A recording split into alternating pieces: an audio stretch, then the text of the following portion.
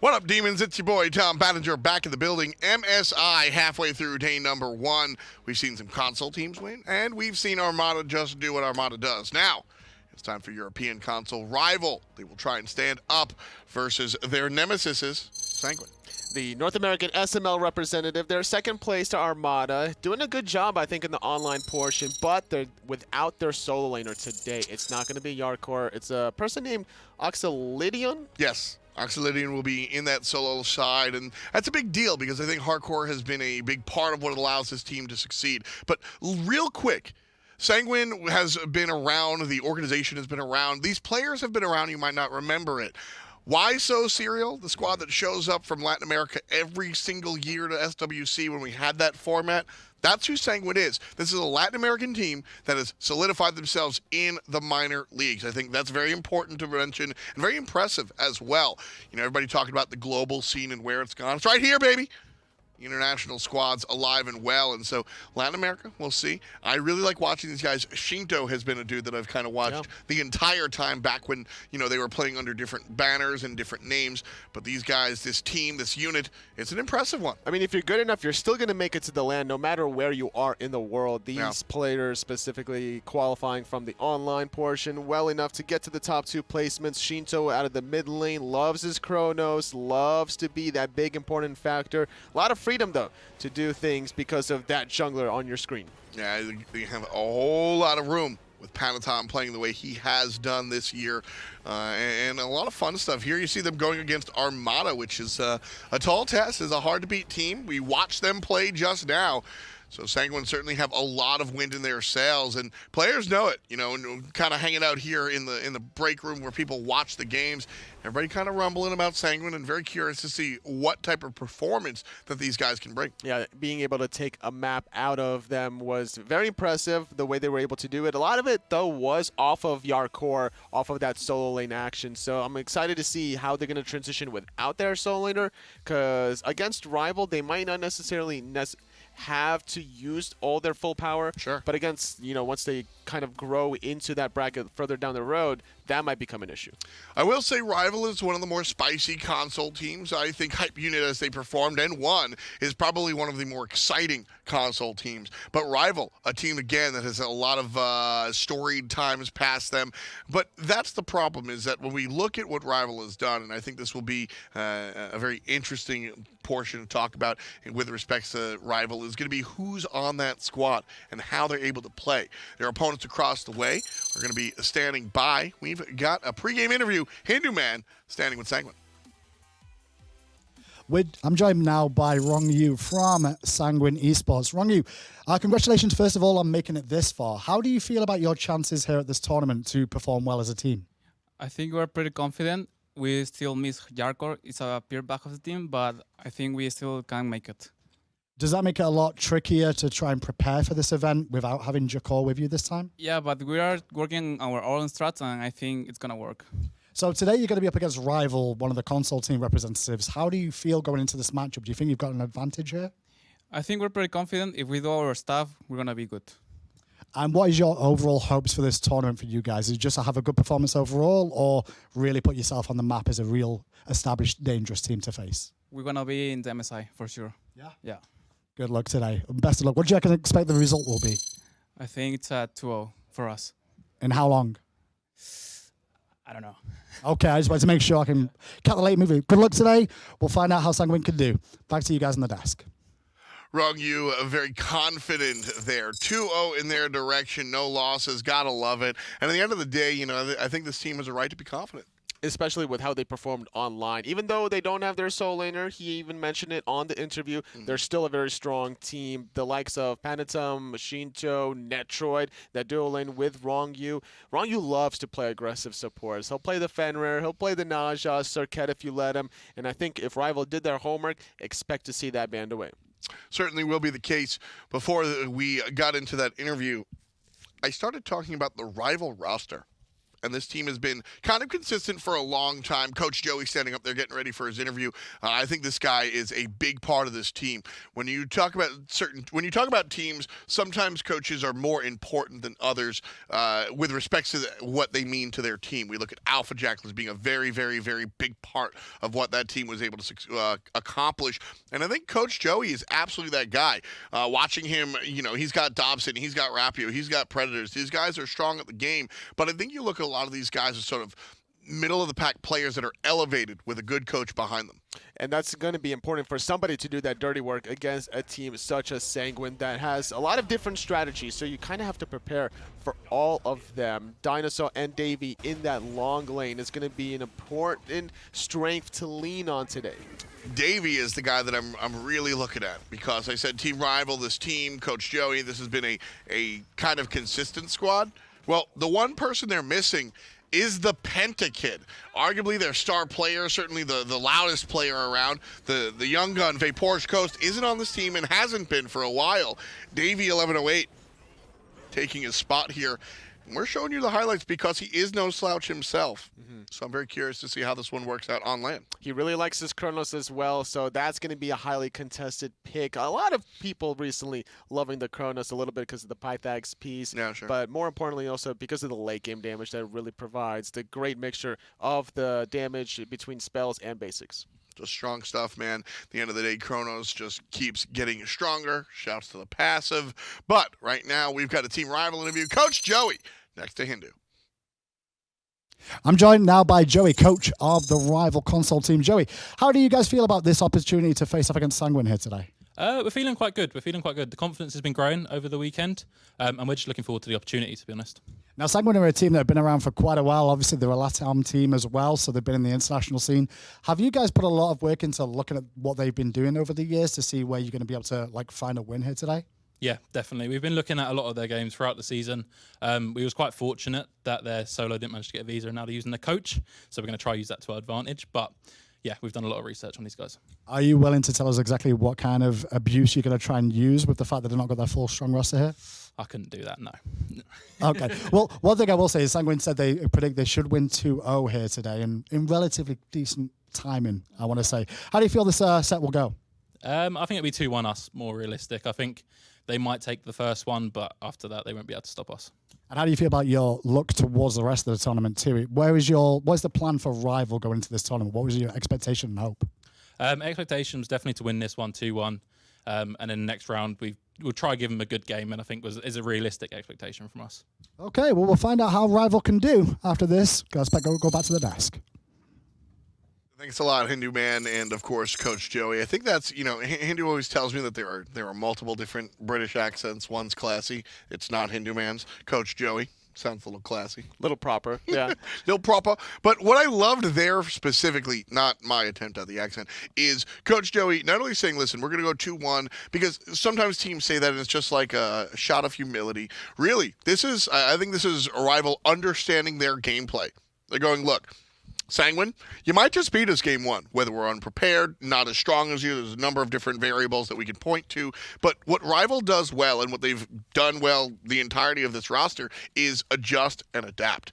And I think that's what Coach Joey's saying, all right, give it to us, and then we'll be able to mix and match and change things up. It's a similar story to how Hype Unit versus Flashpoint, where Flashpoint was using a sub, so Hype Unit was able to get that one small advantage and run away with it. So maybe if today Sanguine didn't prepare properly for Rival, we could see another console team advance through the brackets. It certainly is possible. Rival, like I said, on some of the stronger end of the console squads for sure. And this is where Rival are really going to need to throw a lot of curveballs, I think, at Sanguine to get them off their game. Because I think if Panitom is comfortable in the early game, then Rival is going to be the complete opposite of comfortable. Yeah, that's certainly true. A couple of these guys, as far as Rival is concerned, listen, this is old hat coming to LAN. Sanguine, on the other hand, a lot of these guys have been to LAN, usually in a bigger environment. When we talk about the international teams coming to LAN, it's at SWC. There's a giant stage. There's all these fans and everything. So a much different environment, though LAN it still is. How do you think that affects it? Because we always talk about nerves coming in, but there's also, I get it when commentating, I'm a better caster with audience in the crowd. I agree. I think that elevates your gameplay for sure. It might affect some people, but I think for the majority of players, it just helps them. It elevates them. Their adrenaline is pumping more and more. I think in this environment, though, in like a glass booth, it's a little bit more comfortable, but I still think it's heavily increasing their gameplay. Well, without further ado, let's get to P's and B's, pretty please. Sanguine will show up with a rival, and they'll find out how things go head-to-head. When we talk about this Sanguine roster, you mentioned aggressive choices there in the support role. DineOhSaw likes to do similar stuff, but let's talk Sanguine real quick. What can we expect as far as their picks? I'm expecting the Chronos from either Sheento or Netrioid. Both of them really like it. Ronngyu with any type of assassin, maybe even a warrior in that support role. Coming out of Sanguine. Not really sure what to expect out of Oxel in that solo lane, replacing Yarkor. Yarkor was more known for his like Bologna and his like early aggression at level 1. But from Panitom, he's kind of all over the place between the basic attack junglers or even the ability-based ones. Sanguine going with the first ban here. No, Jormungandr, an rival. Thinking about what they want to ban. Amusing Cobb, Freya. These are very standard bans that go across metas, across leagues. So we'll see how these guys opt. And it will be the Hell ban. That is a meta-specific ban, to be honest with you. The console folks have played Hell a little bit more so than some of what we've seen out of the other side of things. I don't think sure. Sheento played that much Hell to warrant a ban out of it. First phase, nonetheless, right? Like, if you wanted to really ban Hell, you could always draft, like, anti-healing. There's Serket that you can always draft. There's the Odin, Osiris. So many anti-healing options, but really worried about it early. Right now, looking for a final ban here. Team Rival trying to figure things out.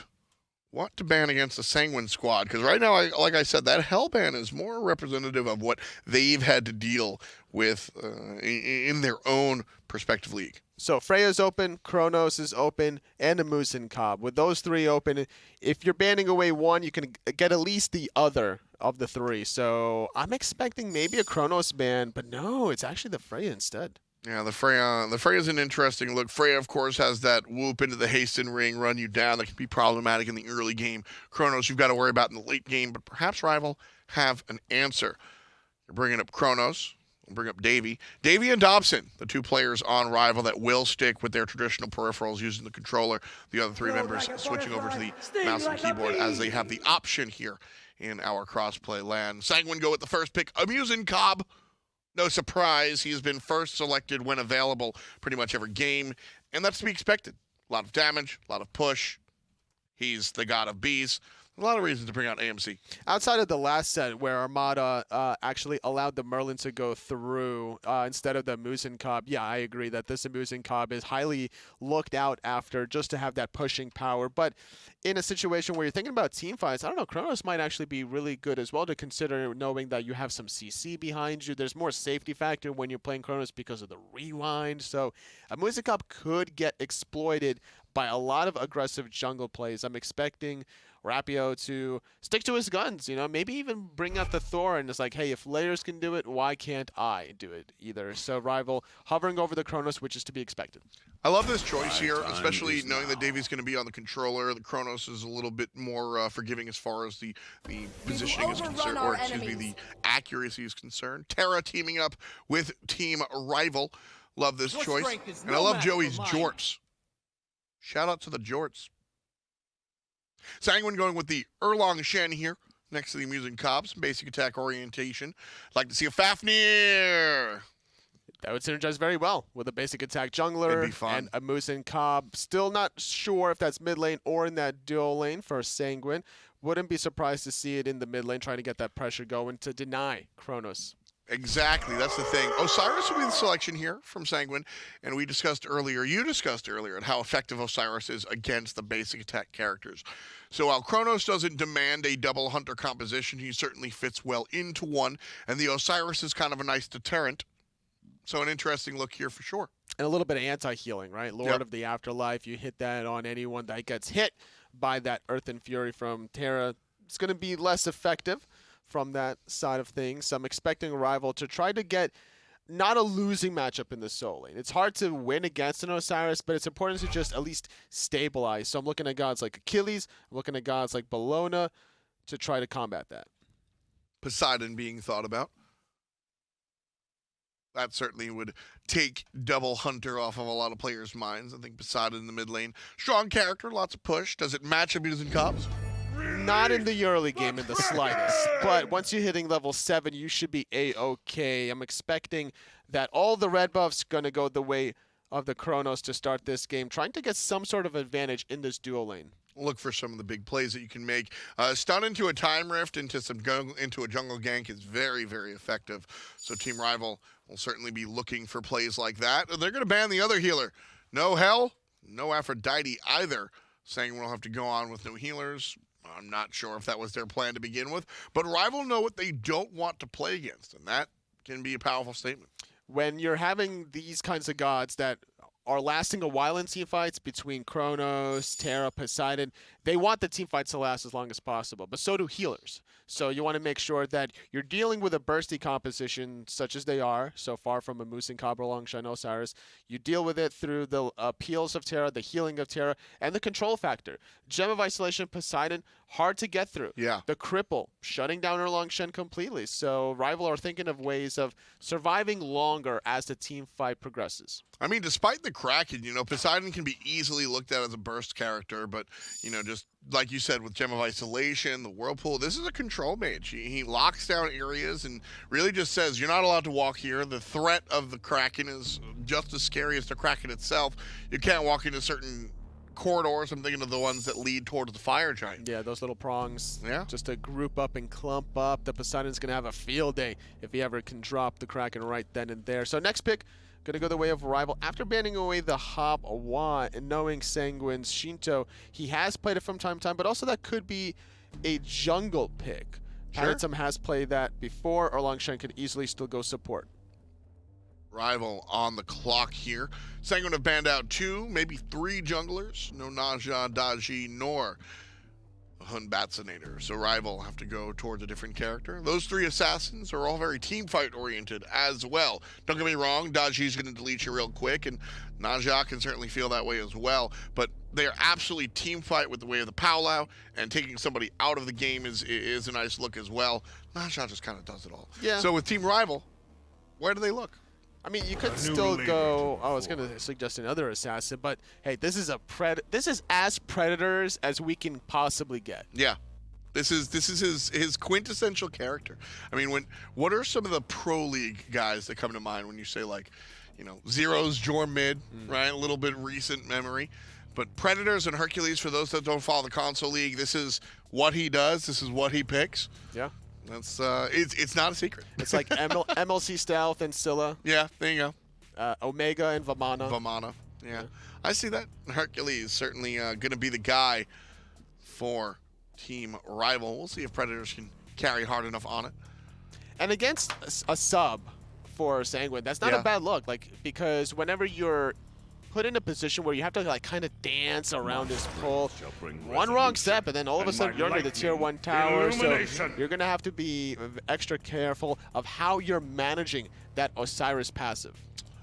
Big Daddy Zeus going to come through for Sanguine. That'll be the mid laner of choice and the Arachne jungle. Ooh. Unlikely to see any place else. A spicy selection, one that you see probably too much in your ranked games, but a character that rarely comes through at the top level. We've got some players like Scream and Weekend, of course. Shout out to Kurt that like to play this character, but really, she's a specialist.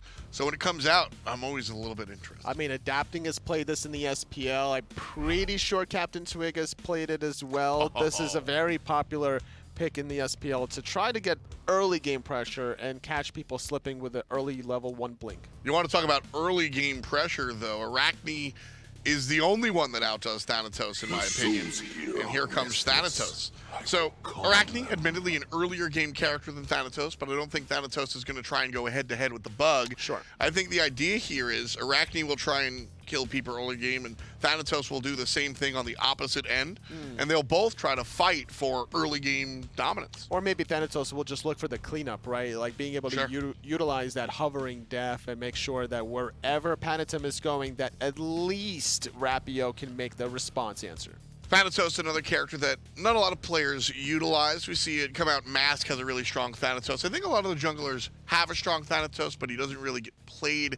And Rapio is certainly one of the guys that has a Thanatos under his belt. You know who has a really strong Thanatos is Variety. Yes, the solo lane. Season 3 Variety, those worlds, getting Obey all the way to the finals. Hey man, you want to talk about solo lane Thanatos? I'm here to talk about what SSG has been doing all day. But right now, it's going to be in the jungle, which is fun. Rarely do we get to see these picks. Arachne jungle, Thanatos jungle. I mean, where do you feel? Where does your heart lie?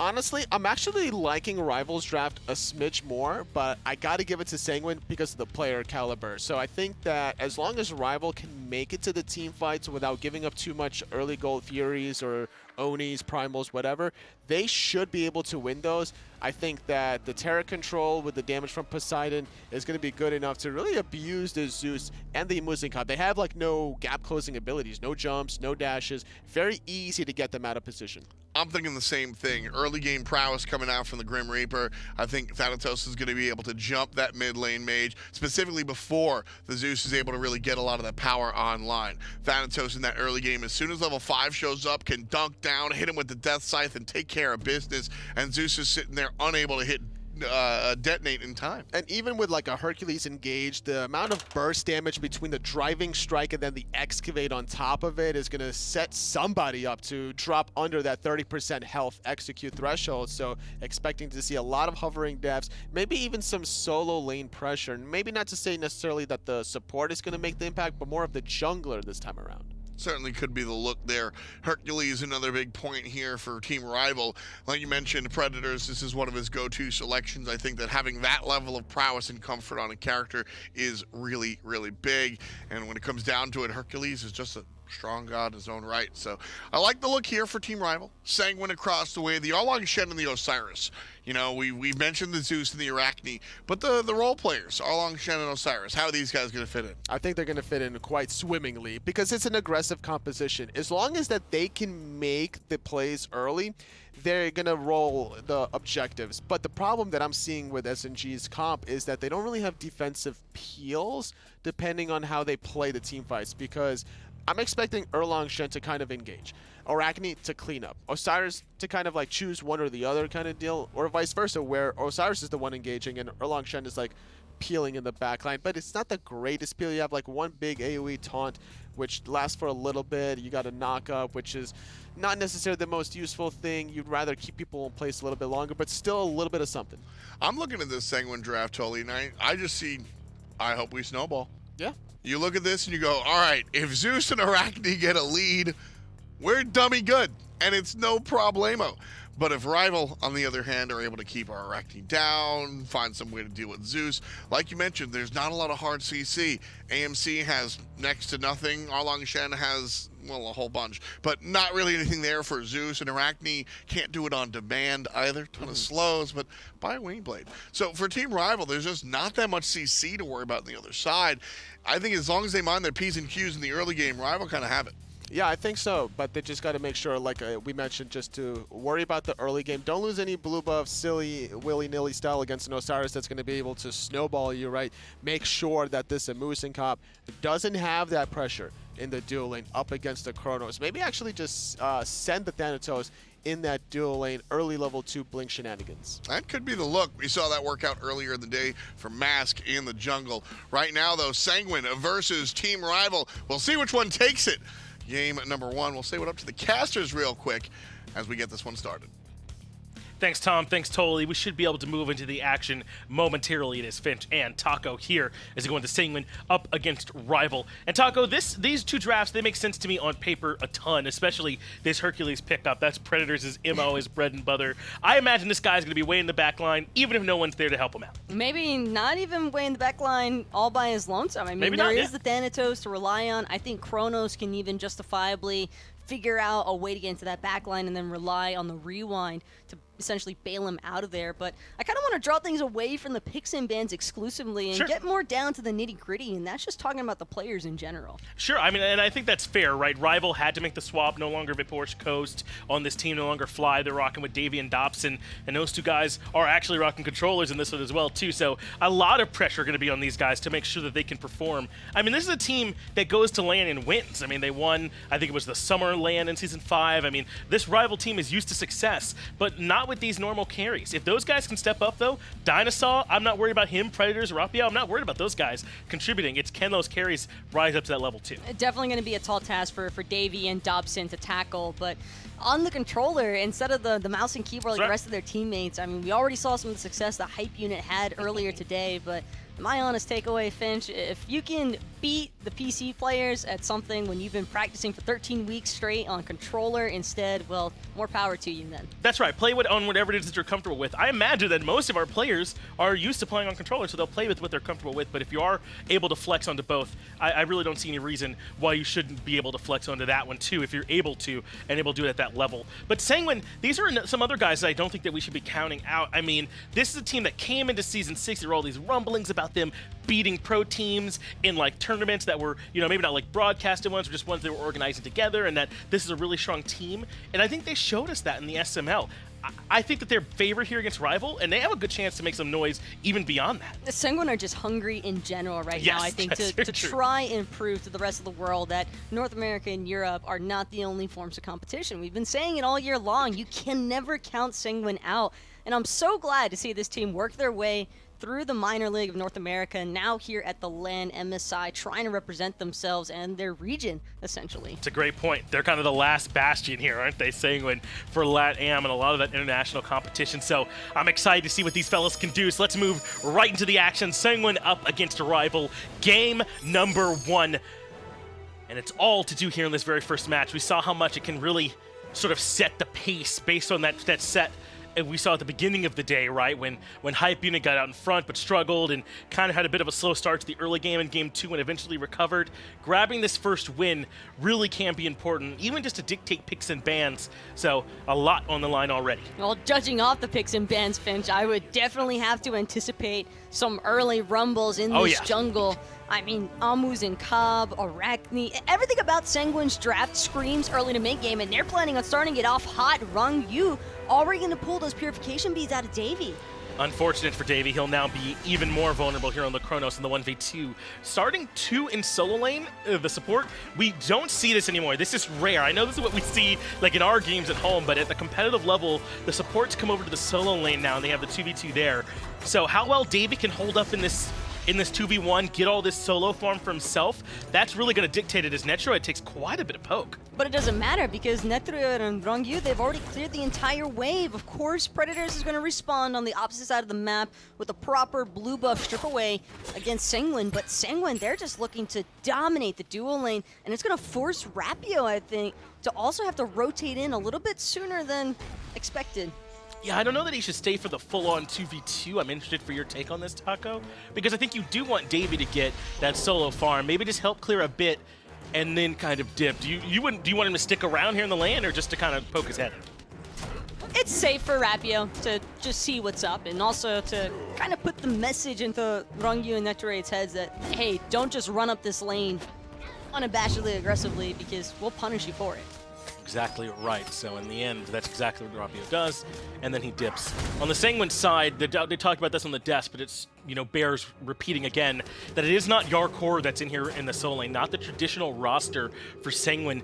Oxy has stepped up for them here, and I had a chance to talk to them yesterday. I came in Sunday for the media day, and I got to talk to all these teams, and this Sanguine team is absolutely still confident, man. They feel like they can absolutely still win, and they've got a strong core, and that Oxy can step up and do enough for them to be able to make a deep run here at the tournament. It's a little bit of a different circumstance, I feel, as well, for Sanguine in comparison to Flashpoint that we saw earlier today, where they're also missing their solo laner, but the difference is Oxy, I think, is a lot more familiar with this competitive play. He's been to LAN before and competed himself, even going as far back as Season 1, if my memory serves correctly, although might have been under a different gamer tag at the time. I think so, yes. But it also helps that they didn't have to swap any other roles, right? Only Oxy is the one where they have a changer on the team, unlike with Flashpoint where Sibby had to play mid as Blink. Traded for Blink there, and everyone makes it out okay. But Rapio spent a lot of time hovering this duo side of the map here with DineOhSaw, starting to believe it's largely because of the fact that he just wants Predators to soak up as much farm as possible in this Osiris-Hercules matchup, but Oxy already seeming to get the better end of Predators here. And I think if he helps to protect the jungle some, then that's about all they have to do to make this not worth it for Sanguine, right? If Sanguine can't invade repeatedly, then Rival are just better off in this because they're matching the solo farm except for the dueling. Perfect patience there from Netrioid. Holds on to the swarm until it's just low enough that he knows his ability is going to give Ronngyu the pin advantage for the buff confirm. Rival going to be missing out on that purple buff XP one more time, and that was with 3 different members, essentially splitting 2 mini creeps. Exactly, so Rival make the rotation, but without defending the buff, it's certainly not worth for them. That's my theory on why Rapio is spending so much time over here as Davey continues to get bullied. Ronngyu trying to feign, I think, that he's not here in lane. And then he comes with the Mink form looking for the pin. The pin, if it lands in the center with the swarm, that might have just been enough. That's how low Kronos' HP pool can be. Some more honey too, and yeah, I think that would have actually sealed the deal there. Netrioid does have that Mage's Blessing, so I have to keep in mind every single one of his abilities is getting that extra little bonus damage proc on top of it. Part of what can make him so scary is throughout the early game so far, there has not been any casualties, though Davey has had his life threatened more than once. Do we turn our gaze towards... Well, I might as well turn it towards Panitom. He's gone right into the Golden Blade to get things started here on the Arachne. And this is the kind of start that we see, Adapting do when he plays the Arachne. He likes to go right into that Blade tree and forego boots entirely. And this does amp up the clear. You like this Golden Blade to start? You still get the 10% movement speed off of the Golden Blade, and not only that, but the clear is what it's really all about. Arachne has her little spider link, so 1-2 autos and you're out of there every single time. All Panitom is looking for in this early game is farming efficiency, and so far, so good. Largely because of the fact that his dual lane has also had so much control over Rival's side of the map, too. That's right, and again, largely the camp control, I think, where they get a lot of their value is Ronngyu looks to contest those mid camps. Up into the air goes Rapio. He's not going to find anything. I wonder if he kept the information hidden or if they saw him go up into the sky. Even if he didn't use it, as long as they don't know, maybe it's not that bad. Ronngyu knew that Hovering Death was coming straight for him. Might have even heard it. From where Ronngyu was out on the map in those left side mid harpies, Rapio was only over the wall. You are definitely within a hearing range of a Thanatos channeling that execute, and it wouldn't have even been for the execute. Probably just would have been Hovering Death for the stun so that Dobson could look to launch the Kraken. I do think that Hovering Death can get a bit pigeonholed into just being the execute when it's just a great, easily confirmable stun that can really set up for your team. So that is likely what Rapio was going for, but unfortunately it did not quite land as Ronngyu was able to keep his head toward the skies and stay away. But so far throughout this slow early game, Rival have kept even with Sanguine, maybe down a little bit in terms of gold, though it is Panitom on an Arachne that's slowly farming and getting to the point where she gets really scary. Well, we might see some of our first little tidbits of early game action here as Sanguine group up for the Oracles. Davey looking like he wants to contest and will successfully take down one of those Oracles, so no outright vision advantage for Sanguine, but keep in mind, Ronngyu still wrapping around. Davey gonna get hit by the Beast Slow, but even still, Ronngyu just not feeling like there's really any kill potential. He will be caught out by Dobson. He blinks past and goes right for the Poseidon, but the Kraken's there waiting for him. DineOhSaw gets first blood, but Sheento answers back with a lightning storm and a detonate. Up into the sky goes Rapio, but he doesn't have anyone. He's just gonna leave DineOhSaw to his death. That makes it 2-for-1 for Sanguine, but Rival got first blood. Rival might have gotten the first blood, but it's Sanguine who are reaping all the advantages. Davey still has that rewind if need be, but it's going to put him down inside of Sanguine's jungle. That's his ultimate force. I mean, he just kind of poked his head in to see if they were at the purple buff there, I suppose. But, I don't know, feels a bit unfortunate that he ends up having to waste that cooldown there as Rapio just goes back to farming. Probably my main problem with Rivals, or I shouldn't say Rivals, excuse me, I should say Sanguine's current composition is the fact that it doesn't really feel very easy for them to look for constant reinitiation in comparison to Rival. Yeah, they don't have quite that same sort of ways of initiation. Maybe they're trying to counter then in that situation. I mean, Zeus ult is great for that and kind of just drop it right on where they've committed. You can kind of have Ronngyu and Oxy come in and delay their push just long enough for you to turn into a good one of your own. Maybe they have recognized they're not going to have that great initiation of their own and they could just kind of respond when Rival punch. Well, I wouldn't really call it initiation either from Sanguine so much as it's just burst damage. They're just hoping to blow somebody up by the time the real fight begins. And if Sanguine can effectively stagger the respawn timers from Rival, then it's going to be extremely problematic for Rival to try and claw their way back into this one. But again, that's all really depending upon how big of a lead can Sanguine really generate in this early game. And they've got to hit the gas soon, Finch, because it's not like they're working against the clock, but it definitely doesn't help if they reach the mid to late game aspects and haven't really developed a huge lead with their current draft. It's true, it could be potentially scary if only one team has a Terra late game as Panitom meets the Kraken. But that leaves Dobson with few options. Netrioid working together with Sheento, happy to clean up the kill, and Dobson goes down. That makes it 3-1 overall for Sanguine throughout the game. A nice sight from Rapio is going to connect onto Netrioid, but it's Davey who could be in some trouble now. Rotating in deep, Hovering Death going to be expended as well. So many cooldowns being used from Rival, but it's all leading into nothing, really. Lightning Storm from Sheento spells the end for DineOhSaw as well. Great presence so far from this Zeus throughout the early game, a part of all 4 kills across the map so far. And Rival have been struggling a little bit. It feels like they've been just a bit slow to respond when Sanguine are the ones that are pressing the issue. Look at this pressure, though, from Netrioid in that dual lane. The AMCBs are just causing such a problem for Davey. He even rushed the Celestial, or excuse me, the Dynasty playdown, and it's not making that much of a difference for this Chrono so far. It's been tough for him in this matchup for sure. It's tough against AMC for most people. In terms of his 1v1 boxing potential, it's kind of hard to match him, so you just got to hope for some help, and Rapio hasn't quite been able to provide it throughout this game.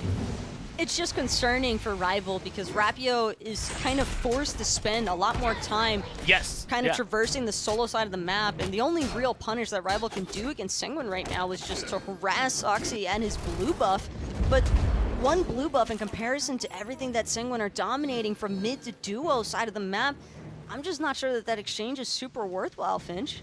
It hasn't felt like it so far.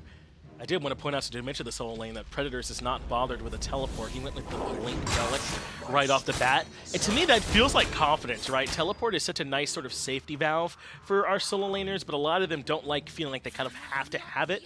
And Predators in this matchup where he's the Hercules and confident in his play, gets the aggressive Blink instead, and says he'll hold off. He might not even bother with a teleport later on, just get another team fighting Relic.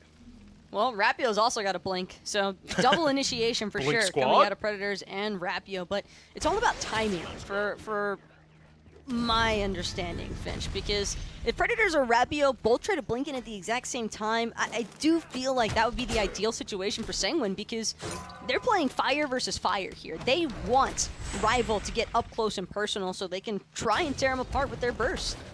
And meanwhile, in the slow cooker, they've got this Arachne with the Golden Blade into Hastened Katana, who's just going to get scarier and scarier. At this point, she's no longer missing out on not having gone boots at the 20% movement speed. She's even slightly faster, so she's kind of made it past that hurdle. Don't you feel slower, though? You do, I swear mentally, you feel slower And when you sell boots. boots for Speed Elixir, you still feel Yes. slower mentally. Yes, I agree. In both cases, you feel slower. It just doesn't feel right. It's like because the boots image is missing from your character I know loadout, exactly what you mean. you just don't feel like you got the same need for speed. Dude, it's just a hidden passive in there or something for boots, man, where you're 1%, you know, it's really 19% or something like that. I know exactly what you mean.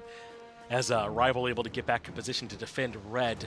Earlier on, it looked like Sanguine's going to try and look for jungle control, but instead, they'll take the fights. Rapio goes right into the ult. It comes to the back line to make sure that Dobson stays alive. Panitom responds with an ultimate of his own, and even though a lot was traded, no one dies.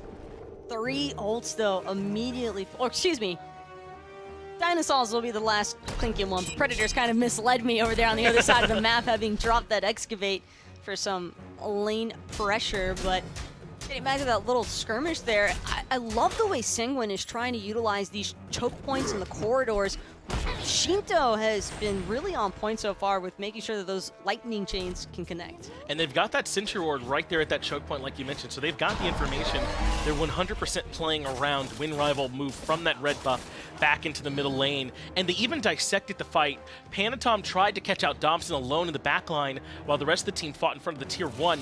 It's just that Rapio had the heads-up play to turn around and get some peel for the side. And it's not even about Panitom finding the kill there, but just take a look at the experience gap that's already started to develop between Sheento and Dobson, and it's because of how aggressive Sanguine are playing into Dobson that it's forcing Dobson to play a little bit further back. It's forcing RvL to have at least 1 or 2 other team members with Dobson while he's trying to farm, and slowly but surely Sheento is just steadily collecting an XP lead that could be seriously problematic around this first Gold Fury pool. It really does look like they're planning on fighting early, though, right? Because Sheento doesn't even stack. He just goes band cross into pen boots. I feel like we so rarely see this kind of start. I mean, it's something you'll see from, like, what, Hopwaz with Overrush and Bancrofts or something like that, but that is like a power spike in the immediate, and I would like to fight, please. Yeah, and he might just get a chance to shine soon enough here if Sanguine keep poising around this Gold Fury pit. It's only a matter of time before RvL start to get real uneasy about Sanguine not being known of their whereabouts on the map. Some good ward vision, though, from RvL in response. I think that they're also pretty aware of the fact that Sanguine want to try and take the objective fights early on, where their composition is obviously going to be best, but it's ultimately all on Sanguine here, I think, to kind of draw RvL in, make RvL do something different. And Doug, if we can we take a look at the charts? Because for what it's worth, RvL has done a really good job keeping this game incredibly close, even though they're down, 4-1 in terms of the kills, and Davy's been under ludicrous pressure, and there is an experience disadvantage in mid. RvL have kept this game at parity so far. That might change, though, if this Gold Fury goes down, and I don't see anyone wearing red anywhere nearby, so I don't see how it couldn't. Sanguine grab the first Gold Fury of the game. Too many backs at the exact same time will wind up biting RvL in the butt here, because you can't leave Sanguine alone. Not with this composition, man. You cannot leave them alone for 30 seconds like that around the Gold Fury pit. And now Davy actually going to be in even more trouble. Ronngyu holding out the pin until Davy's beads are up, forces out the rewind, and he's just looking toast. Yeah, this is all that they wrote. I mean, there's no more to the story of Davy. The young lad met his end here in the dual lane. Nice cleanup kill for Panitom. DineOhSaw can only watch from the jungle, as unfortunately Davy takes a seat. It's best that he watches and doesn't let a single member from Sanguine know he's there, because had they known, I can assure you, they might have even gone after him too. What is it, VRS? What, save yourself? Or is it VSR? I think you had that right, VRS. Because my VGS is triggered with R, so I do RRS. I see. That sounds right to me.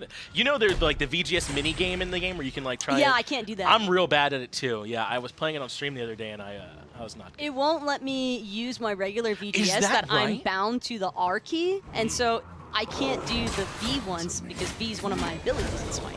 I can do help. I can do gank left lane where I am in the dual lane. I can do that. Come gank me, please. And then I can do nice job sarcastically really well too. Yeah, I got all those. What about you, Rock? You Rock, cancel that? Yeah, those are classics. Wait. Pyromancer is being burned. Sanguine absolutely will wait.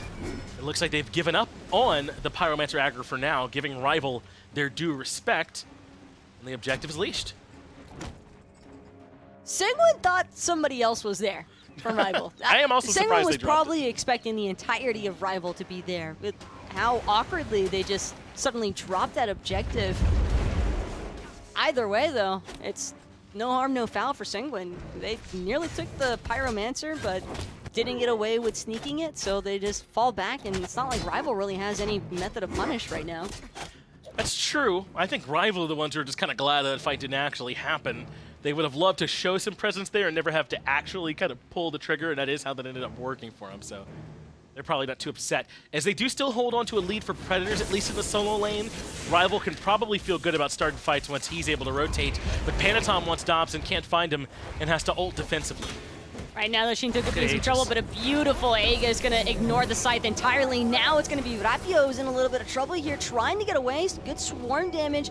Even going to expend the Hovering Death, maybe having expected Sanguine to dive a little bit deeper into that T1 tower, but that's a big team fighting ultimate to lose. And with that, Sanguine now might revisit this Pyromancer. Yeah, the Hovering Deaths are the only thing I haven't really liked about Rival's early game so far. None of them have really looked like they're on the same page as the rest of the team, as Sanguine burn the Pyromancer down before Rival even have a chance to respond. This is nice, though. Davey getting some solo farm, and you're going to grab this Tier 1 tower when he had no chance of rotating to that fight. So this is at least the best he could do. Ronngyu, though, with a nice 9-turn blessing, going to get caught out by the Kraken, however, in response from Dobson. But the big Parakiel and Sheento zoning capability off of his ultimate. Davey, I don't know about this. He's looping around the backside of the fight, but that's what Panitom would rather do. Great wall from DineOhSaw. Saves Davey's life. That was risky, but when you got someone like DineOhSaw who can make big-time plays, I mean, that was the one setting up for the Panitom, by the way, helping him out a whole lot, so you know DineOhSaw's got it. An unfortunate blink into the Earthbreaker there for Predators, but shot it a little bit too far into the wall. So Sheento gonna remain unpunished here in this mid lane. Didn't have his actives either. That would have probably been a solid pick there for Rival to find against Sanguine's mid laner. But both of the global objectives have already been stripped away here, Finch. And Sanguine, it's not a massive lead, but it's still in their favor. But is it enough is sort of the question. I know you're saying they're not necessarily on a clock, but I suppose which team fight do you favor late? Because I think Rival probably has the better one, except they've got this Thanatos that does fall off some. My main gripe with Rival is I just don't see how Rapio and Dobson manage to survive in the mid to late game. Panitom and Sheento are already applying so much pressure alone to this Poseidon. They've been able to maintain this steady 2-level gap even over Dobson. And DineOhSaw, while he's had some fantastic walls so far to kind of put that Sanguine pressure to a halt against his mid laner, these team fights are only going to get more and more chaotic, Finch, especially when you factor in how many different avenues of approach Sanguine have, because they might not have reinitiation or constant reinitiation, but they do have some very solid right out the door initiation. Yeah, their individual pick potential feels strong, right? Like Ronngyu, Panitom, Sheento, Netrioid all have a ton of burst potential to kind of blow you up in the 1v1. Is Primal Fury being sieged now by Rival. They've dropped the Frenzy, which means they're all in. Kraken still ends up hitting onto both, actually gets Sheento and Netrioid, and Netrioid low. Can the Hovering Death find him? No, I think Aegis bought him a moment, and now Rapio might be too far forward as Panitom gobbles up Dobson. Oxy, though, looking to cut off Rapio, but good beats. Beads is going to stop the aggression for now. Primal Fury has been leashed entirely, however. Panitom's going to wind up falling against DineOhSaw, and Davey still. The fact that the Primal Fury was in siege means that Sanguine are going to hold on just a little bit longer here, but it definitely hurts Netrioid for all that peel that his team was able to provide for him to still wind up falling there. Could be the green flag that Rival needed. He knows they're on it. He is going to cross the Sentry Ward, though, if he comes from this pathing, so they won't be caught unawares. But he definitely still has a chance to strip this one away. A 3-for-1 moves cataclysmically in the favor of Rival if they can grab it. They still hold on to the objective for now, but Ronngyu stays nearby. But now Rapio on zoning duty, and the Primal Fury should now go down in favor of Rival as they move on to a small lead of their own. Just too much separation there for Sanguine when they were trying to tackle Rival around that objective. Netrioid being the first one in to face check, maybe not ideal for the Almus and Cobb. Doesn't exactly have the greatest form of escape there. No, he certainly doesn't.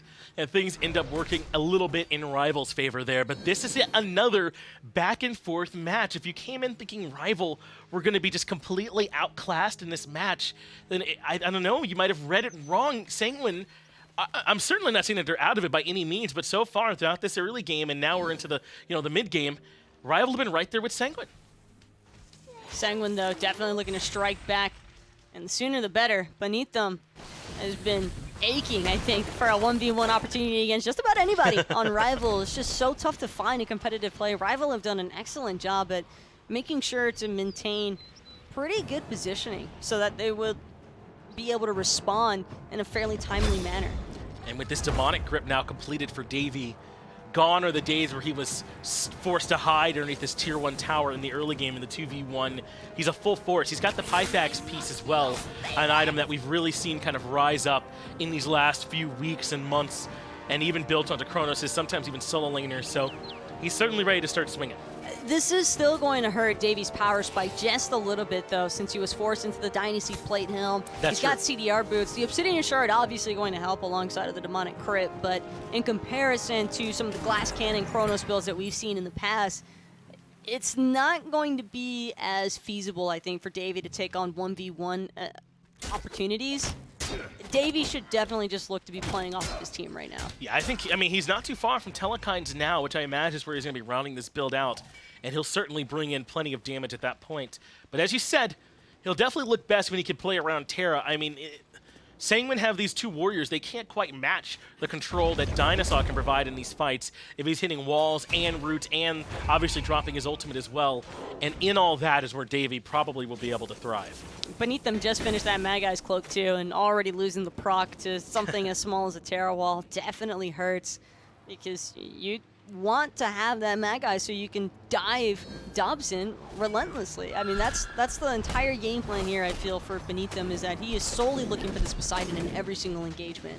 I love this, though. Rival now have started to be the ones starting fights. They forced one at Oni, they forced one at Pyro, and now Oxy's in trouble, Lord of the Afterlife, but he's in Execute Threshold. It's off the mark, though, from Rapio. He can't finally execute. Oxy lives, and now all of a sudden Rival have to start falling back. Sanguine, they managed to catch out Rival here with a mistake, but Rapio makes up for it, comes back around and catches out the Osiris.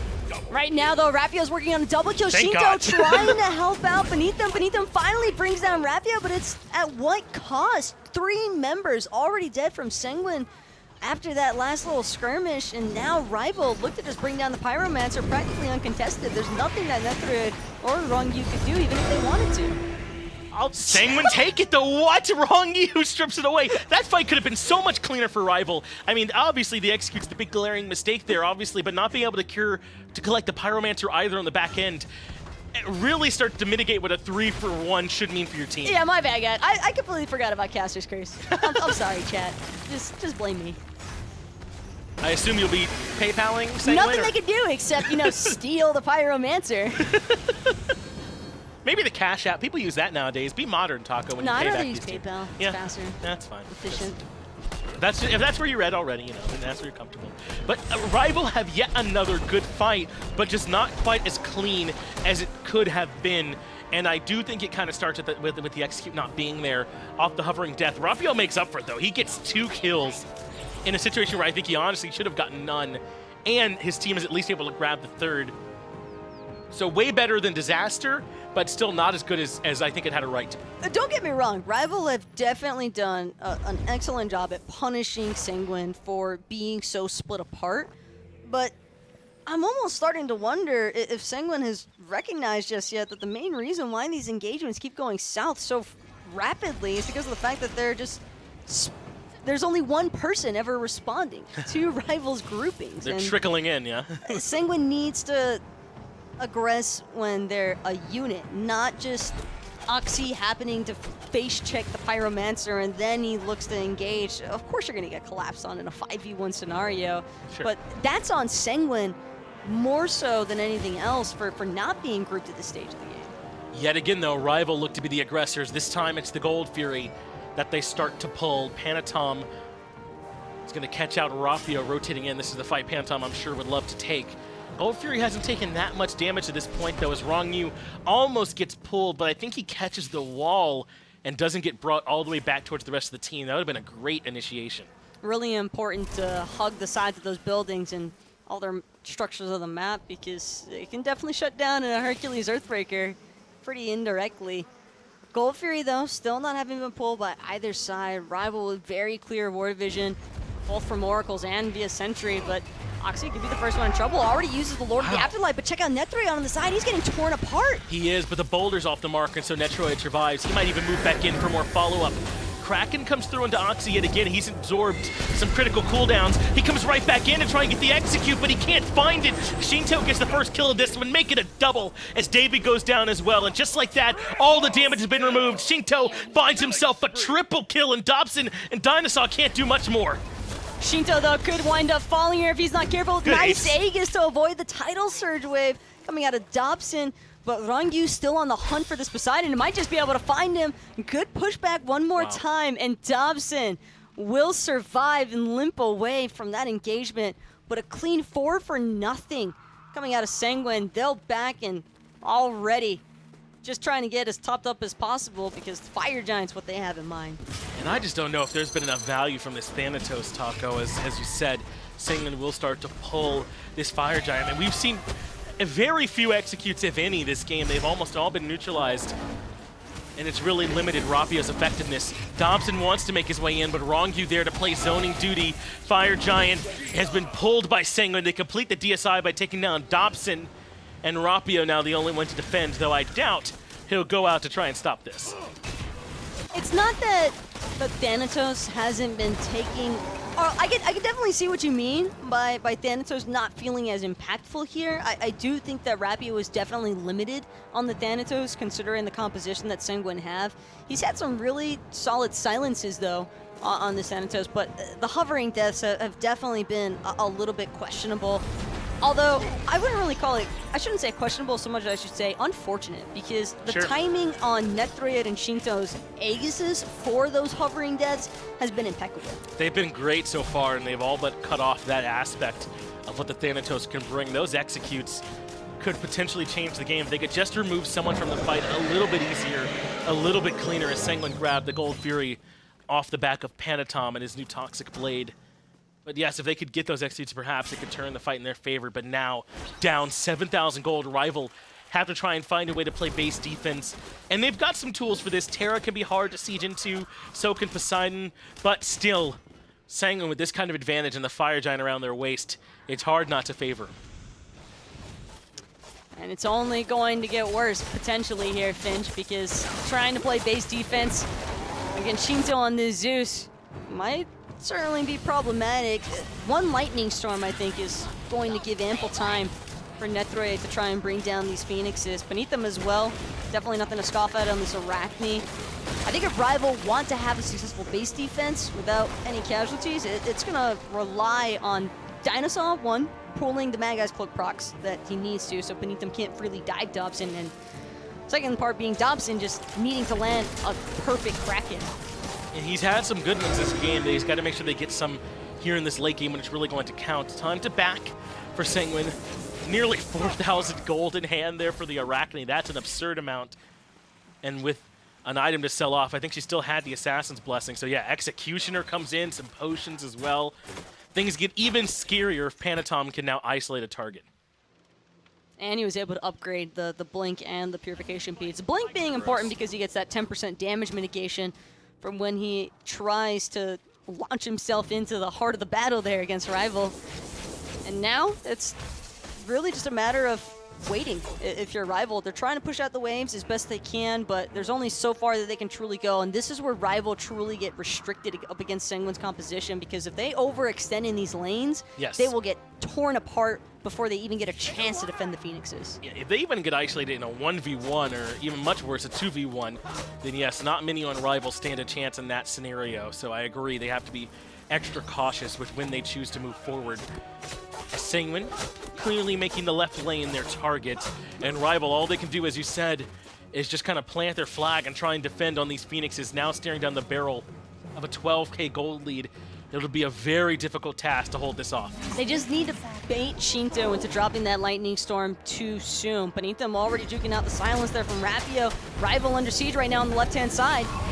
And there's DineOhSaw's ultimate. They want to try and catch out Ronngyu inside the Whirlpool. The Kraken did a good amount of damage, but not enough. Maybe a chance for the execute. It's there. RvLRapio gets one, but not before he is able to find a second, a double kill for RvLRapio. Two fell on the side of Sanguine as well, as Netrioid makes his presence felt with a triple kill. They still have plenty of room with which to push. In fact, Panitom has found himself a Dobson, and I don't see any way that he can make it back out of there. DineOhSaw too, and Taco, that should just clean this one up. all along sitting on the sidelines. Panitom might not have participated because his team clearly had it under control. Netrioid coming up massive there for his team at the end. That positioning way back in the back line ends up paying off because all attention was really on Ronngyu and Oxy, and the second that rival killed them, well, at what cost? It clearly just was not enough for them to turn that team fight around. But I think if you're rival, it's not all doom and gloom from that match at all, as Handyman loves to say. I mean, they were close in this match. It was absolutely competitive, even a small lead. That fight around the Fire Giant still comes to mind for me, though, Taco, where that should have been much cleaner, and maybe they can get an advantage there. You know, there's just a couple places where they weren't quite as clean as they need to be. Trying really hard not to sneeze right now. Well, don't do it, yeah. I'm not going to do it. My eyes will water first before anything else. Taco, are you allergic to really good Smite games? Is that what's happening? Oh, yeah. Because that's what we just got No, to it's watch. just such a moving performance by Sanguine and those guys. Well, I'm going to go ahead and let Taco sneeze and get this back over to the desk so they can break it down. Gesundheit. And as we celebrate the Sanguine win, you know, this one was really that last team fight kind of did it for me. Locked in. You know, we were watching it in the green room, and it was fun because it was like, oh, they're doing this, they're doing that, and they're doing this. But Zeus. And then Zeus just pulls the trucker horn, and that'd be that. All that damage. But what really led to it was the fight before that when I think Sanguine took a 4-on-5 fight. There was a good little pincer maneuver there on the backhand side, really catching the backline slipping there. I think that Panitom did a great job on the Arachne. I think that the Chronos could have did a little bit more there on the side of Rival. Sure. But at the end of the day, that's why best of threes are best of threes now. They can adapt. And like Rival said, you know, we were talking to Coach Joey before the game started. If you guys just joined us, Joey was mentioning, he was like, look, we will win. It'll be a 2-1, and perhaps they will take the first game. And you know, when we see, I mentioned it before, when you see the team say, 2-1, it's like a shot of humility. But I think this was Joey just understanding how his team plays. They're reactionary. They're going to go ahead and be able to say, you know, we will react to how you guys play. And this is where he earns his check, so to speak. You can see Joey on the comms right now dictating, this is what went wrong in game number 1, both play style, picks, etc. Let's turn it around here for game 2. They were up a little bit in terms of the goal. They were getting the objectives. I believe they got that first Gold Fury. Panitom, though, was a little bit of a nuisance. Hard to really get away from the bug that early on before you get a second relic. And yeah, honestly, despite having the numbers advantage, it was Rival on the back foot in this fight. That was an interesting play there from the Thanatos. Not my favorite look there. Sheento, though, you know, the turnaround. Zeus is... Would you say Zeus is the biggest turnaround god? Like, you try to jump on him and he just can just turn it into a triple kill? I mean, yeah, definitely him. You got Alpwatch potentially, Hades, Zhongqi, like those big AoE bursty mages. I love watching these Sanguine guys play. There's a lot of fervor there, man. And like we said, I mentioned a lot of legacy with the guys from Armada. You know, Snoopy kind of like is a pro league player, got a lot to prove here. This is the last bastion of global Smite. You know, this is Sanguine saying, listen, we are here to play, and y'all better not forget about us. Lo siento, we're going to take the victory here. 1 in the pocket already. Less than a minute to go before game number 2. And Rival at the drawing board, trying to figure out what went wrong. If you are Coach Tolley instead of Coach Joey, how do you fix it? Honestly, at this point, I'm thinking about how to get Davey ahead in that early game, trying to make sure he's super comfortable. Playing the Chronos that time around didn't really do it for me. I think that next time you're going to have to probably ban away the Moose and Cobb, trying to make sure that they're not going to get it on the side of Sanguine, and think about ways to just get Davey ahead. Certainly could be the case. DineOhSaw in that lane is a big part of it. Honestly, DineOhSaw was a little bit quiet in this match in comparison to how we usually see Rival support play. I'm never out here saying DineOhSaw is the #1 player on the field, but he always seems to do his job. He always seems to get a couple of PLs, initiate here and there, and really I didn't really see that presence from the support player on Rival, and that might have been, I think, the missing foot. It was hard for him to get online after that early death. When you're a passive team fighting support like a Terra up against an aggressive support like an Erlong Shen, you're trying to survive the early game for as long as you can, and DineOhSaw couldn't really get through that early portion. And I wouldn't say that was his ultimate downfall, because he could still make a lot of plays regardless as a Terra player. It's just more about the collective unit, not just the one individual. We'll see how that one goes. Rival in the first selection here, and as we said, you know, you're talking about the pick. Maybe it's just a walk away from Terra. Terra has been very popular and very powerful, but if you're going to be going head-to-head against an all-aggro lane, you've got to match that aggression somehow.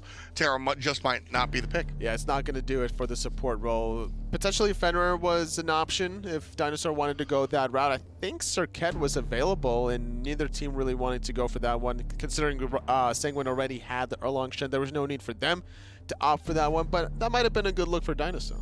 Certainly could be. Certainly could be a good look for him. But right now, the bans have started to hit the field. No hell, says Team Rival. Sanguine banning out the Earthworm. Two more bans coming here. Team Rival on the clock. Right now, thinking about the Freya, the Amusing Cobb, a number of options that we've seen banned out right here. They're really afraid of Sheento as hell, huh? They don't want that healing to become a nuisance at the end of the day. Don't expect Ronngyu to play the hell the same way that Gino played the hell in the last set. A lot of flexibility out of that North American SMITE minor league team, but not too much flexibility from Sanguine so far in this set, playing a little bit more traditional in the sense. I'd say so. Traditional is a good word for that one right now. And so Rival ban out the Chronos. They don't want to see that Mage ADC in this game. And so option over to Sanguine one more time. They banned out the Jormungandr. Solo side, most likely. I think that mid lane Jormungandr is a zero special. We don't really see too much of it anywhere else, so. Definitely not as much as, I think that one person did it in the European SMITE minor league. Yes, we did see. Can't recall exactly. Yeah, it was just who did one that. person other than what we've seen out of Team Dignitas. Or excuse me, Pittsburgh Knights. With Amusing Cobb being open and the Freya, Naja was the throwaway ban, so at least Sanguine can get one or the other. There's a Freya on the left, an Amusing Cobb on the right. And here we are, stuck in the middle. Sanguine, with their secondary selection, will be the Erlang Shen. It's a good pick. Finch. It's a really good pick. You're trying to be aggressive. You want to confuse your opponents this early in the draft. You're not sure if that's solo Erlang Shen, jungle Erlang Shen, or support Erlang Shen. Well, the Terra locks in. And Rival, we discussed a little bit, maybe the character was the wrong choice for the solo side, or excuse me, for the long side. Rival just going to go right back to it. To be fair to DineOhSaw, it's a character that he plays well normally. So just an off game, in my opinion. Sanguine on the other side, though, AMC, Erlang Shen, they've kind of got one more choice. What are you thinking? Still need a mid player. It could be a Amusing Cobb mid, but last time around it was Netrioid playing it. And last game it was the Zeus. This game around, a lot of burst damage from Sheento. I believe Habwa was secondary ban phased in game number 1. He was. And this is a character that Panitom plays well in the jungle. So we'll see if it's jungle Habwa or mid lane Habwa. Still some ambiguity there, which we talk about ambiguity and really what value does that have? And this is exactly what it has right here. Rival discussing bans, trying to figure out what to get rid of. Well, Amusing Cobb, Habwa, who's going to go where? Yeah, in terms of Sanguine's composition, hard to really pinpoint, but very easy to predict where Rival's going with their draft. Freya's definitely going in that long lane, which is now technically the solo lane. Terra obviously going to be played by DineOhSaw, although we could see that out of Predators, but it doesn't really scream like a Predators got to me like that. Hercules in game 1 definitely did scream like that, but this time it's the Osiris switching things up. If I'm Sanguine, I'm banning away mid players, trying to take that one away from Dobson. Sanguine on the clock one more time, looking for their secondary ban, and it's the Party Monkey. No Hun Bats, says Sanguine. They've banned that out. This is the same bans that they had in game number 1. The Jormungandr into 3 assassins. Now it's Team Rival's turn. Arachne already banned out. Looking for one more before they let Sanguine go. And it's going to be the Horus.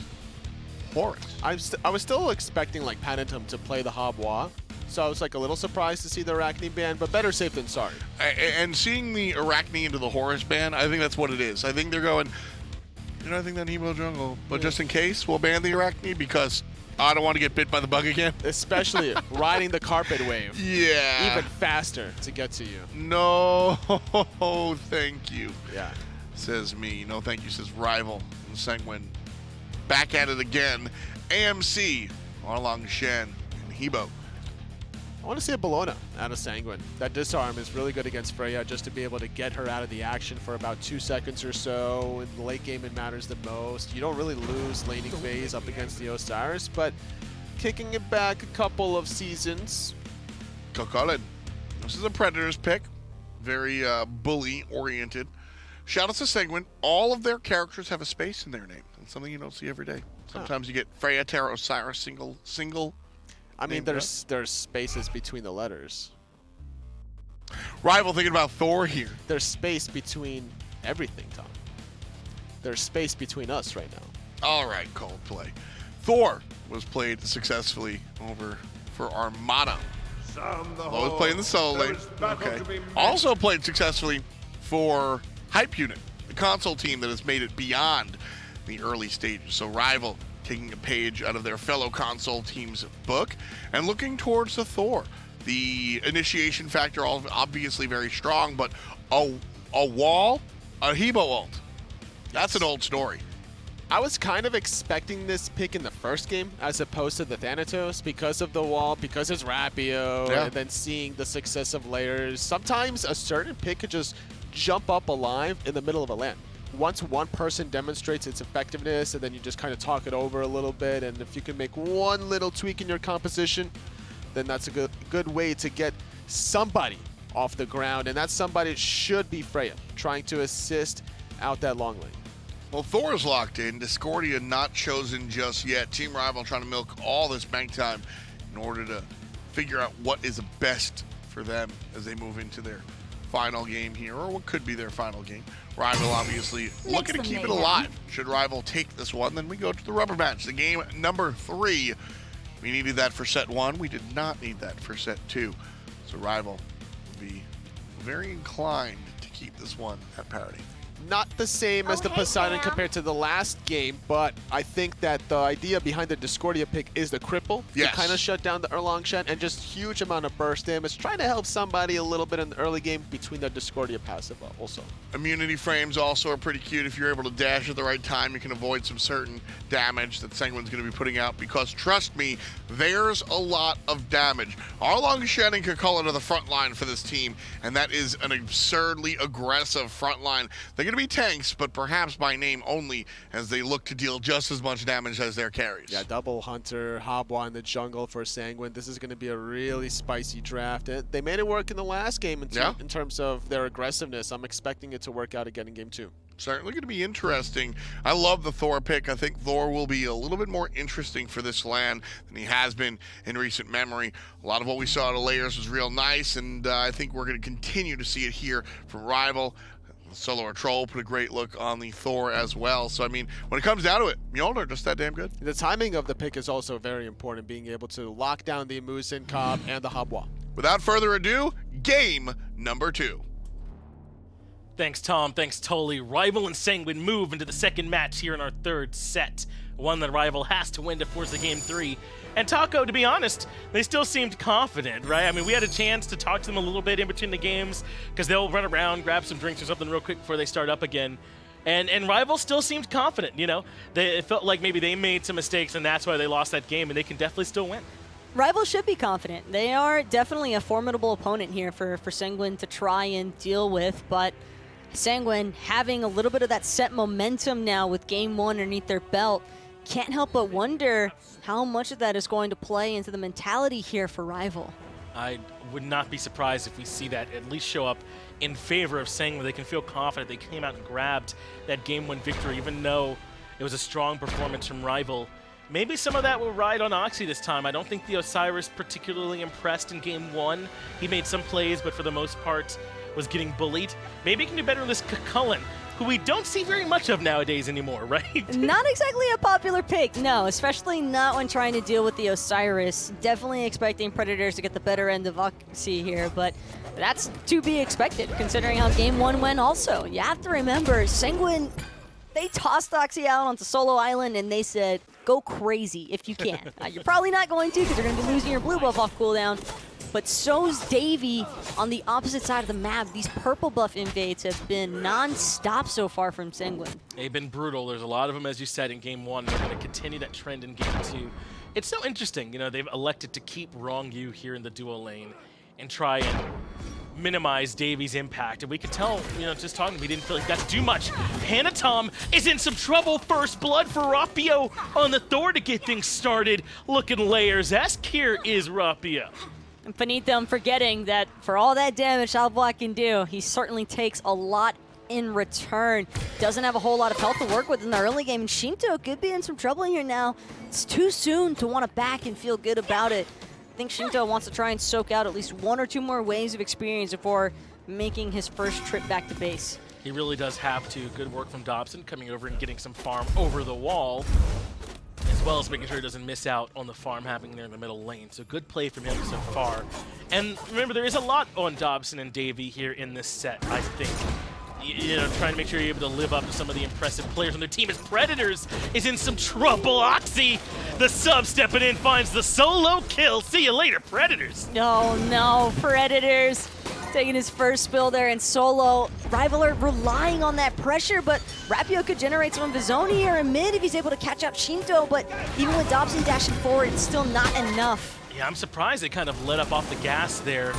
The root ends up landing. That forces Panitom to use the beads, but doesn't matter. Mjolnir hits. But Ronngyu has made his way in here as well. It's suddenly a 2-for-1. Even Netrioid has rotated to mid. It's like an assault match here in the middle lane, and all of a sudden Sanguine have 4. That is the last thing I would expect, though, if I'm Rapio, that Netrioid is going to make a trip visit, essentially, to the mid lane. And more importantly, though, was Davey able to communicate that, or did Davey? It's so hard to tell. It's really tough. Because when a Jingwei leaves lane at level 3, the last thing you expect is that he's going to make a rotation all the way to mid and take the risk versus reward of sacrificing an entire wave of farm, which is critical at this early on. Yeah, about the most you can say in that situation for the Hunter is that, you know, they're missing from my lane, and you might know that purple's down, so they've already done that. Maybe you can communicate that I don't know what he's farming, but he could be doing anything. You know, he could just be sitting there trying to clutter comms, right? It's very difficult. I don't know if you can put that on Davey. It's just a good odd rotation. It's like an off angle, you know, in CS or something that you just don't expect. Rapio, though, has definitely been getting the better end of Panitom.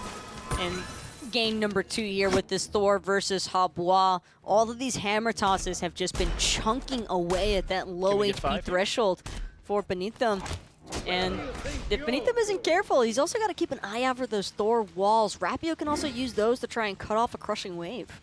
That's right, yeah, you heard them talking about on the desk, the wall into the crushing wave combo is an old school one. As Rapio rotated over to drop the blue for Predators to help his friend out. He did not hit 5, as I was wondering if he might be pondering, which could then open up the door for some nice ganks. But so far, Sanguine showing they still got some tricks in the pocket that caught Rival off guard here in the early game, because Rapio, with his ganks onto Sheento, looked like he was about to start snowballing. But again, those ganks can only really happen if your side lanes are able to hold on. So far, so good for Davey, despite a lot of that early game aggression from Ronngyu into the dual lane.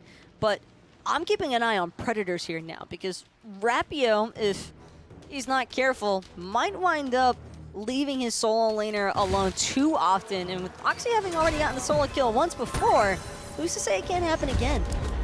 I think ordinarily you're right, as we'll have to come back to it later. Ronngyu blinks to start the fight, but up into the air goes Rapio. He comes to the back onto Sheento, but Beads allows him to reposition quickly. Now it's DineOhSaw in some trouble. Still not level 5, so no ult. Stinger connects her max range, and Airstrike sets up the kill for Netrioid.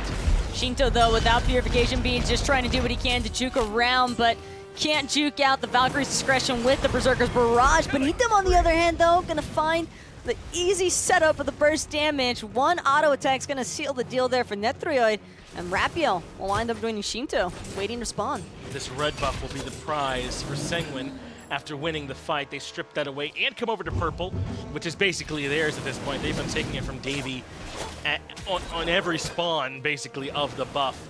But that looked like a good fight initially when Ronngyu blinked in to initiate, because I think Rapio was waiting to go in anyway, but it ended up going off the rails for Rival. And it's all these steady rotations from Netrioid. He's sacrificing a little bit of that lane experience, but it's coming up massively for his team in these mid-lane skirmishes. And for what it's worth, Finch, I think by now Rival have to start expecting that this Jingwei is going to join the fray if they stick around for too long in mid fighting.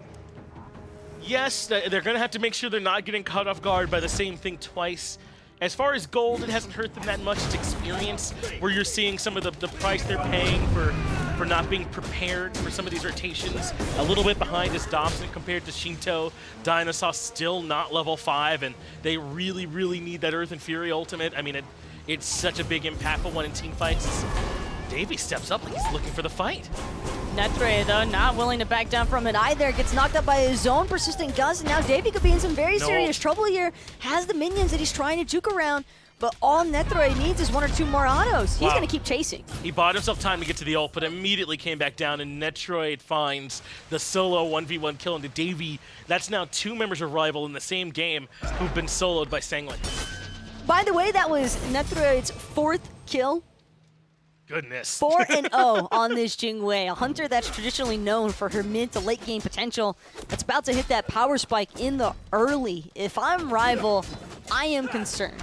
No, this is scary. And for what it's worth, not just Jingwei, but hunters in general nowadays don't do much in the early game as Rapio's ult's off the mark and Oxy survives. So the fact that he could be 4-0-0 with Devo gloves finished and we're not even 7.5 minutes into the game, I mean, yeah, that's real bad news. And Sanguine, there's a reason why they were so content with letting their soul laner lose their blue buff yet again, because they've been collecting 2 for the price of 1 this entire match so far, it seems. It's a trade that's in their favor as DineOhSaw is able to find the route onto Sheento, but they can't find any more aggression. It's Davey who's in trouble, and Davey who's been caught out. Netrioid completes the rampage, 5-0-0. Davey's barely gotten to play SMITE this set. Look, at a certain point, you've got to toss the lifeline. And clearly, Davey is the one who needs the assistance. It's not about Predators any longer. Whatever type of catalyst generation Rapio's looking for to spark out a solo lane, I think Predators has had his chance by now, but 8 minutes deep and your hunter is suffering so obviously because he's had no one there to assist him, no one there to really try and challenge the buffs, and at a certain point, RvL have to say enough's enough. Yeah, I mean, if they're not countering what they're doing elsewhere on the map, then yeah, Davey's just struggling for nothing. Dobson drops the ultimate. I would have said a bit early, but it got Sanguine to fully leash the objective, so it's hard to complain about that one. Dobson stops them from getting further into the lead. As Rapio teleports to the hammer. Now my man is in some trouble. Panitom tries to clean up the kill, but doesn't have quite enough damage, and Rapio makes it out. Dobson having rotated towards Gold Fury was the main reason why Sanguine were able to play a little bit more recklessly there in the mid lane. They knew that they wouldn't have to worry about the Discordia Golden Apple to come flying from around the corner. But just look at how confined Davey is right now to his tower. Netrioid has all the time in the world to decide where to go next. Level 11, 3 above this ADC Freya. And that's not a sight you're expecting to see every day. Looks like my man's going to start working on Rage. No longer are we going to see the Kin size Jingweis. Let's get some crit in here. And this must be so disheartening for RvL too, because these guys really do believe in Davey. I mean, remember, for a long time, this RvL squad was playing with Vaporish Coast that hunter role, and they knew they could rely on him. But DineOhSaw's told me repeatedly, without prompting, that he really does believe in Davey to be able to perform at that same level. And for him to not even really get a chance in 2 games in a row, I mean, that really just must kind of hurt a team that believes in him so much. Well, there's believing in your teammate, and there's also leaving him out to Helping, dry. yeah. And right now, we're seeing the latter of the two because Davey has had close to no help at all. The only one who's really been receiving any assistance from the jungler is Predators, but he already got soloed in this game. Spend that time in duo. See if maybe there's a chance you can help out Davey, though unfortunately, he has also been soloed. It's been a tough game so far for RvL. But at least in terms of gold, they're holding on. It's experience that really is the problem factor right now, as Purple yet again gets stripped away. I don't even know if Davey remembers which creatures spawn at Purple buff anymore, because how long it's been since he's seen them. It's kind of incredible when you think about it that he's not further behind. I would have probably expected a 4 to 5 level experience gap to have already started taking place here, but Davey's doing everything in his power to try and hold on as much as possible, because realistically, even with this Freya being 3 levels behind right now, that could change at any given moment. She still has a lot of team fighting potential.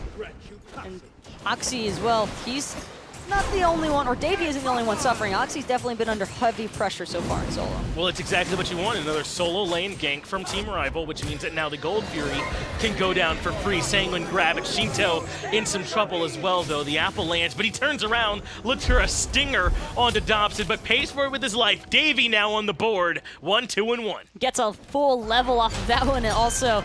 And the pain isn't over just yet. Ronngyu trying to squeak away, just barely managing to make it out from the turtle form. A nice ultimate there from Rapio, but just didn't have enough mana to completely close out the pick. Quite close that one out, but as he said, a huge boon for Davey to be able to rotate over and get a nice kill and get back to lane in time.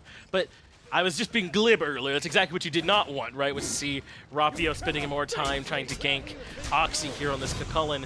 For what it's worth, though, Predators has developed a lead for himself in this matchup. I don't know that he needs much more assistance over here. But that lead has to translate into the team fights now, Finch, because otherwise it's all for naught if you're Rapio. Predators has a 2-level advantage over Oxy, but I'm more interested to see how this Osiris pairs up against the Jingwei now that the Rage is fully online. Only thing that Netrioid is really missing out on is those stacks for that crit factor. Things are getting scary with this Jingwei, the highest level in the game, level 13 with the Rage done. So Rival gonna need to come up with some answers soon. It looks like yet again the well they will go to is this Kakulin over in solo, though Rapio hasn't pulled the trigger. They're letting him back here instead. He's just soaking up farm. He's managed to hold parity with Panitom so far. I guess in a sense it's fair play for Rapio, because maybe he feels as though the lane is already so far gone that there's really not much more you can do to help out Davey. A nice double banish is going to prevent Ronngyu and Netrioid from aggressing the fray underneath that T1, but it's only temporary because they're just going to siege the tower out right now. Meanwhile, Predators still trying to find whatever advantage he can over Oxy. Rapio wants to try and help clean up this kill onto the Kakulin underneath the tier 1 they'll find it. Panitom might be caught out here as well as DineOhSaw forces his beads to be used so he does not get controlled. The tier 1 tower goes down, a nice kill to answer back what happened there with Davey and Duo, but DineOhSaw is in some trouble. Crushing Wave brings him low, but now he can't reposition and Rapio gets the kill. But Netrioid is here now alongside a Sheento. Quick stinger. Gonna take down the jungler there for Rival. A 2-for-2 exchange so far, but it's all just a funnel system for Netrioid. All Sanguine are trying to do is abuse this Jingwei's lead. Pyromancer will be the result of their efforts on the right side as Davey sticks around in duo lane to push up the wave and try and burn down the tier 1 tower there in left.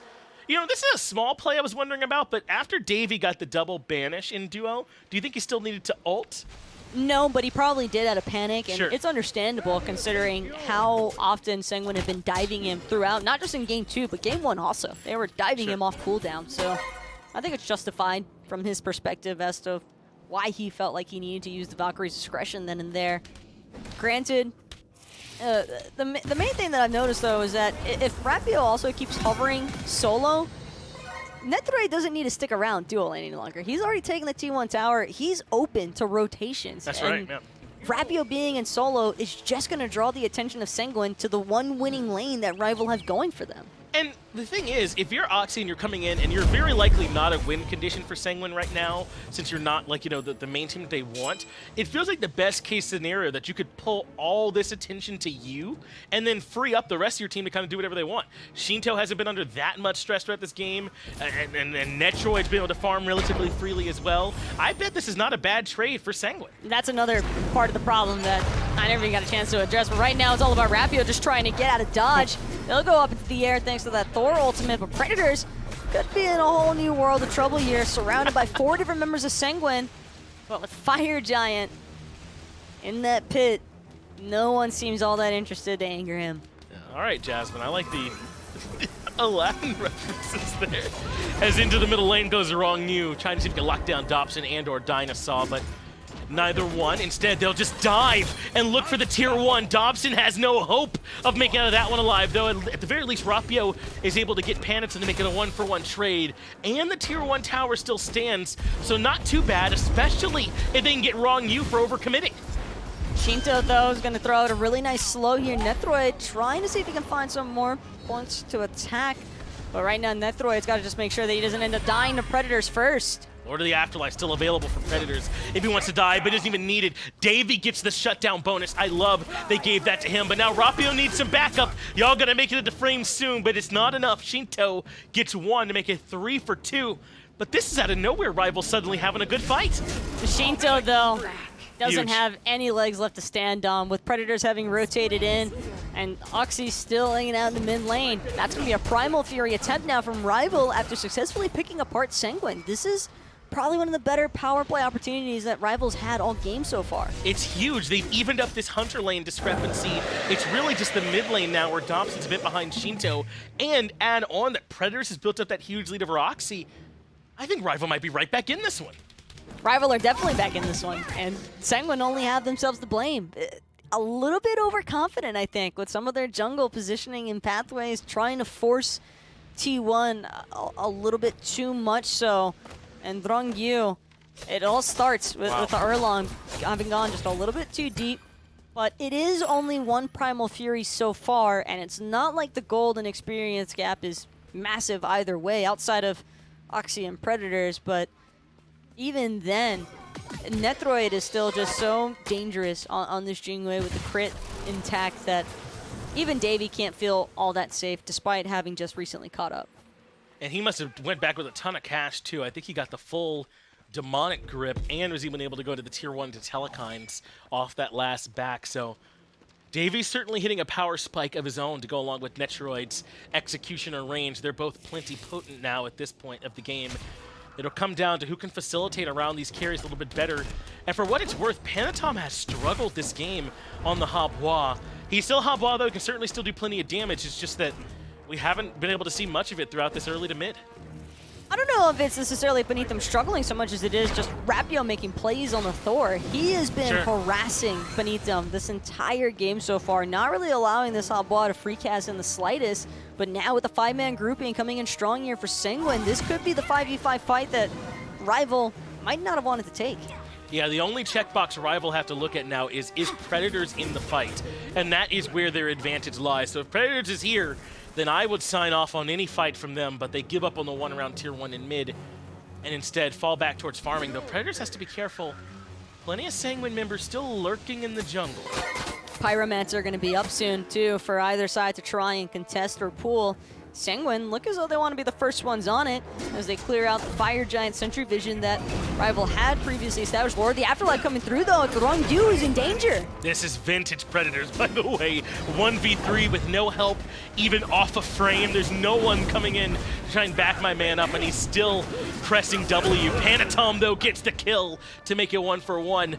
But when Predators can 1v3 for that long, I don't think you're that disappointed if you're Rival.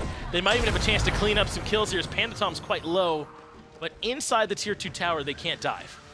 On the other hand, though, Finch, I mean, Predators is the most fed player from Rival. Sheento could be in some trouble, though, trying to do what he can to juke around Davey, but that Freya with the Hasten Ring is just too much. And Davey finally getting a chance to give Sanguine some taste of their own medicine, man. He is all over the place right now on this Freya. Able to walk someone down finally in his own right. Primal Fury being looked at, but Oxy's right nearby. He comes in with the Spear of the Mortal Pain. It's just not enough. Rival secure the Pyromancer. Remember, it's not like a Fire Giant. That's not the end of the world by any means, but a nice win for Rival to add a little bit more to their side of things.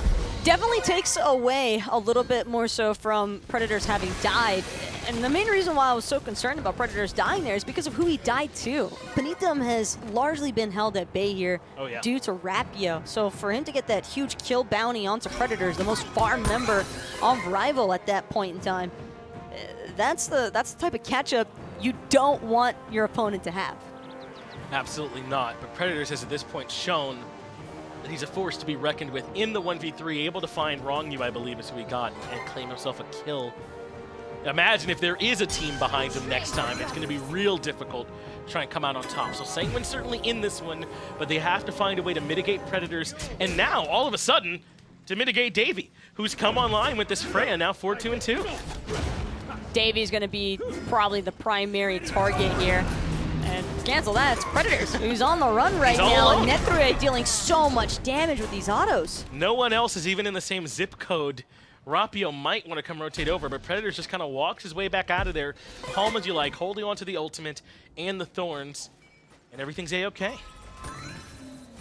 Oni Fury going to be spawning soon, and I have to imagine that that'll be the next point of attack for both of these teams. Don't think that either side really feels all that comfortable with trying to pull the Fire Giant outright currently, so safe than sorry. And even then, I can't really call Oni Fury a safe place to fight. Nothing is safe at this point in the game right now, Tacos. We've crossed over the 21-minute threshold, truly now in the mid lane and in the mid game as the laning phase is broken down. And it looks like RvL are the ones who want to be around this Fury the second it spawns. It's Oni that's on the menu. And I'm not sure that Sanguine even know this is happening, or if they do that, they want to poke their heads in. Oni Fury going to go down to RvL for free. Sanguine not looking to challenge, just not in position or ready. I don't think they were expecting RvL to have had that timer so locked down to the exact second of the spawn, but with it, now RvL have an opportunity for a pretty decent power play, because once those Oni Fury waves push in, RvL could possibly even just look to distract all of Sanguine by drawing them towards that Fire Giant and maybe just letting the Oni Fury waves take care of the towers in duo and mid. There's the hammer down for Rapio. He needs to be careful with Sheento and Ronngyu rotating in. They know he doesn't have the cooldown, so yes, they will indeed start a fight. He uses the beads, but there's the hammer back available to give him room to get off the anvil of Dawn. But they've already done enough work. If they want to start a fight here soon, Rapio without beads and ult is way less scary. And this is going to be Sanguine's chance to try and strike back into this one. DineOhSaw is already rotated in, probably anticipating Sanguine to start trying to pull this Fire Giant objective, but it's got to be careful. Dobson and Davey are nearby, but not as close as you might think. Ronngyu is deterred by Dobson. He will no longer step forward. Remember, RvL absolutely need this win. It's only best of threes here at this stage of the tournament, so they could be eliminated this easily if they allow Sanguine to close this game out. RvL playing with that pressure, knowing they want to join Hype Unit, their console brethren, in the next round if possible. But Sanguine would love to be more than a speed bump to stop that entire story from developing. But it's RvL, though, who are pushing out beyond the FG. RvL know that they can't be too over-aggressive. Sanguine definitely still have plenty of burst damage, but this has been a really back-and-forth matchup so far between these two teams. RvL gonna try and siege his T1 tower outright, but Sanguine not willing to budge an inch even. No, they stepped up entirely forward to defend this Tier 1, which essentially amounts to 500 gold. I mean, there is some map presence that comes from it and being able to fall back to that tower, but the later the game goes, the more Tier 1 towers get shrugged off. But they had the right call. They could defend it safely. It's about the principle, Finch. They can't just let RvL take whatever they please on the map. Although I know that's not what you're trying to say, but hey, I respect Sanguine's decision for defending on that T1 tower. It certainly pushed RvL back for the moment. They were clearly right, yeah. As they knew what their team was capable of defending. This game's still, though, very, very close. Like you said, this whole set between these two teams has been really, really even so far. So RvL certainly still in this one. And if they can grab the win, would certainly be in a theoretical game 3. But they've decided to slow down for now. They were on the gas for a while, largely around Rapio. Maybe they're waiting on his beads to be back up, his ultimate, before they want to start any more engagements. They have to wait for that beads to be back up. Ega's going to get pulled out as a secondary, and Rapio won't even get a chance to fight back here. But DineOhSaw could be looking to shake things up a bit, gets a nice double wall stun there onto Sheento and Ronngyu, but now could be caught out of position.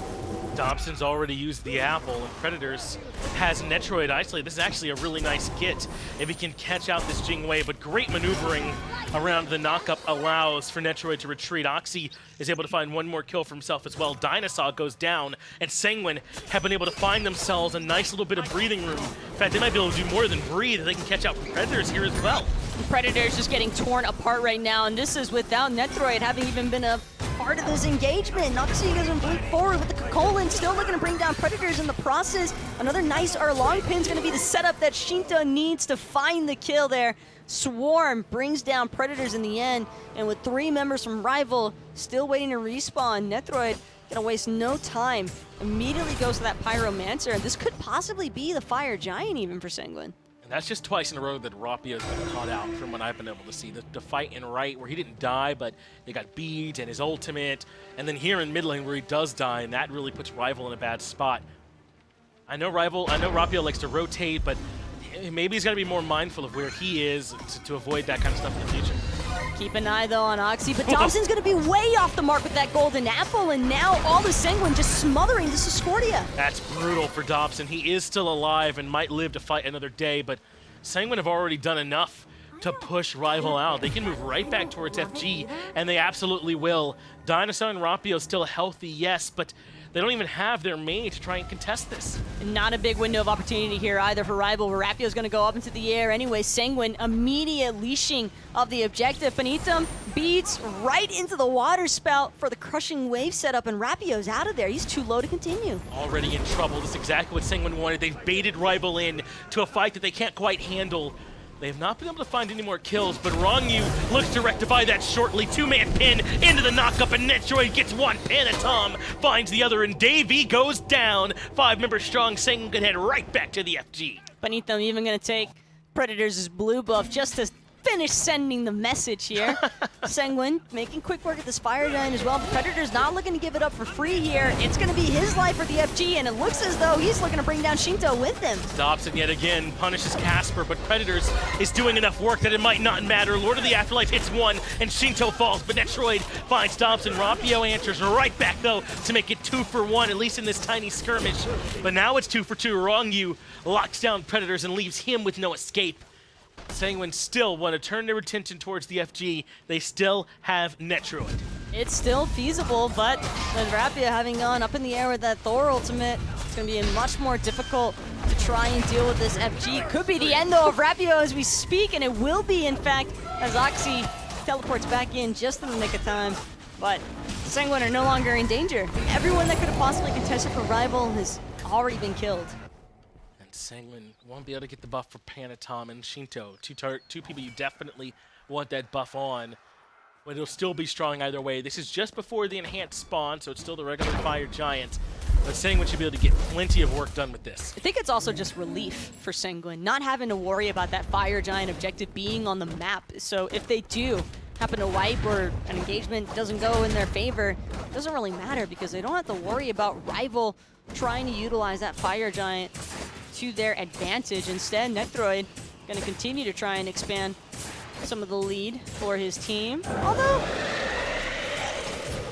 gold maybe not as important when you're approaching the 30-minute mark in a match. Both of these teams nearly level 20 outside of DineOhSaw, who's really been suffering because of all the team fighting as of late. I think it has hindered him a good bit, though when your team is the one that's on the back end of those types of fights, it absolutely punishes your support the most. Taking a look at these builds, Sanguine has elected into a ton of anti-heal, Pestilence, Divine Ruin, Brawlers, all to mitigate, I imagine, this Terra and double Odibo between Sheento and Netrioid. I don't know where you can stand where you're safe in these fights from the 100 damage. It's going to be a lot of lightning effects flying every which direction here, Finch, but right now, Rival seem as though they're interested in trying to defend underneath their T2 tower. DineOhSaw going to look for the root stun or for the root grab onto Netrioid. We'll be off the mark there with that monolith. Have to be careful not to chase too far. Ronngyu blinks in and looks at the 9 turns blessing, but it's DineOhSaw who needs some backup. He's quite low already. Meanwhile, Predators keeps Panitom zoned away from the action inside the jungle on the right-hand side. Sanguine can't make their way in just yet, but they might have bought enough space already. Ronngyu starts to tank, and that's it for the tier 2 tower. Predators trying to keep Panitom blocked off to the side here, but Panitom doesn't even seem to mind having lost a decent chunk of his HP to the Osiris. Won't deter him from regrouping with the rest of his team for this right T2 tower siege. And just like that, Sanguine have now opened up the map completely. Anywhere that Rival is looking to try and disengage to, they are not going to find a safety net until they reach those Phoenixes in mid and solo. I like the idea from Rival. They tried to defend on their tier 2 and not let this lead get too far out of control, Taco, but at this point, it's feeling a bit tough. 9K down, and Netrioid fully done with this crit build with the Rage into the Deathbringer. if this game goes late enough, he might even sell off those boots for a little bit more damage. I mean, things are starting to get scary here from Sanguine. Oh, what I find to be the most weird, though, for RvL is that they were doing such a good job throughout that mid-game segment. For a moment, even despite RvL having spent, I think, too much time in solo trying to cater to Predators, he was still making really good plays off of this Thor. But I feel like RvL has just been disjointed on their last few engagements of trying to match into Sanguine damage for damage. It just doesn't feel like their abilities are all channeling at the exact same moments that they need to be.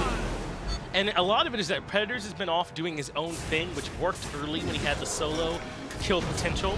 But in these last few fights, he hasn't been that much of a threat as Dobson's low.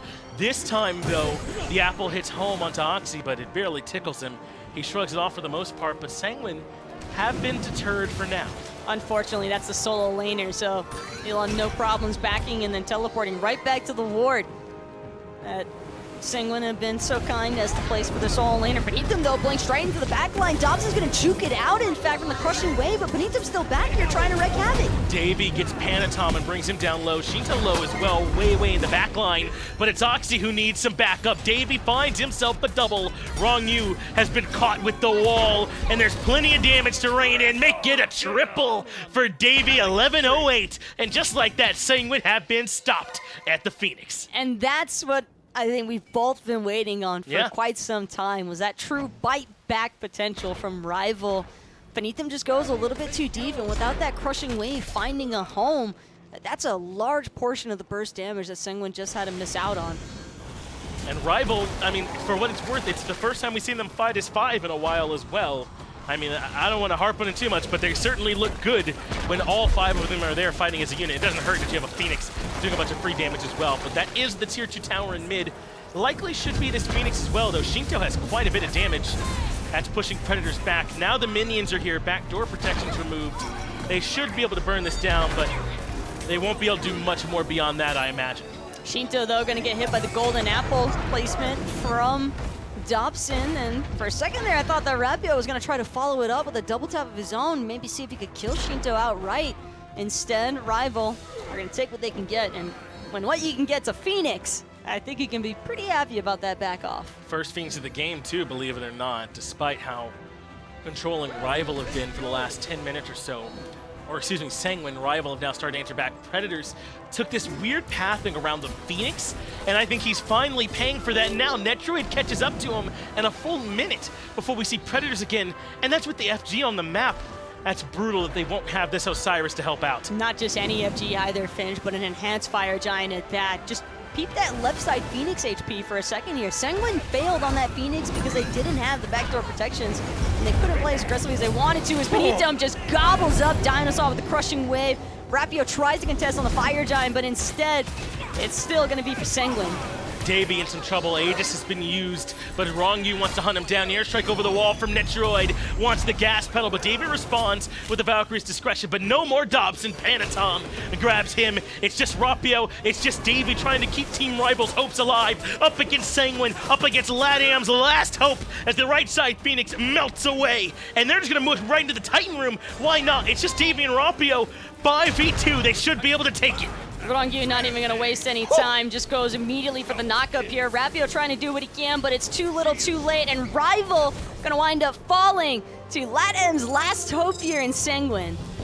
Sanguine make an impressive win here, and this wasn't free. It was not easy for them. RvL put up an impressive performance here, making things really difficult, but Sanguine stayed true to their game plan, man. They did not let the constant pressure from Predators pull them away. They were not letting Davey getting back to the game stop them either. Great, really just great play from Sanguine. I gotta say though, that all starts with just Sanguine punishing Predators.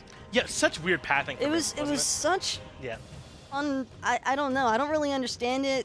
Predators is probably going to watch that one back and probably not understand himself, but that's definitely a rough one because RvL just had that beautiful display of teamwork. They just siege that mid Phoenix, and it all winds up just slipping away right in front of them. Yeah, it's so difficult because it really is no way they can get in to defend the FG in a world where they don't have the Osiris, and once the enhanced Fire Giant goes down, it's so difficult to fight into them. So frustrating, I know, for RvL. They had greater aspirations in going home here, but I think they put up a good performance. Definitely an uphill battle for sure for the guys on rival. Yeah, unfortunate for them, but congratulations to Sanguine. They hold on and grab that win. Let's get this one back over to Tom and Tully.